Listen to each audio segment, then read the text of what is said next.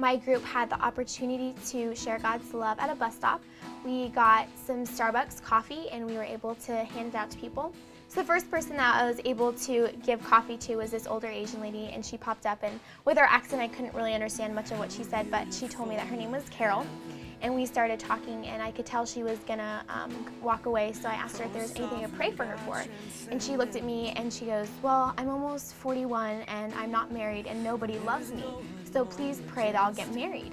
And I put my hand on her shoulder and I said, Carol, Jesus loves you. And she kind of shrugged me off and she goes, can you just pray that I'll get a husband? So I started praying for her.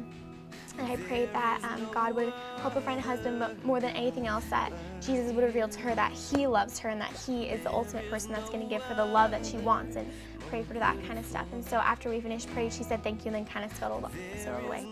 So then about 5 minutes later, she kind of popped up again when I turned around, and she had this huge wad of pictures, and she goes, let me show you pictures of my family. So she starts showing me all these pictures, and when there was one of her, she'd get all excited, and she showed me all of them, and right when she was done, she was all, bye, and kind of scuttled away again. And then about 5 minutes later, I turned around and again she popped up into my face and she showed me this picture of her nephew, and she was really excited about him. One of the people who I was with, I was like, that girl has come up to me like 3 times and wanted to talk to me. He goes, God has put you in her path, that way you can speak to her, you need to go talk to her. So I walked over to her and I found out that she had worked at a hospital, but with some disabled, she wasn't able to work there as much. I couldn't really understand what she was saying. The bus had just gotten up and she goes, pray for me for that, and then ran onto the bus.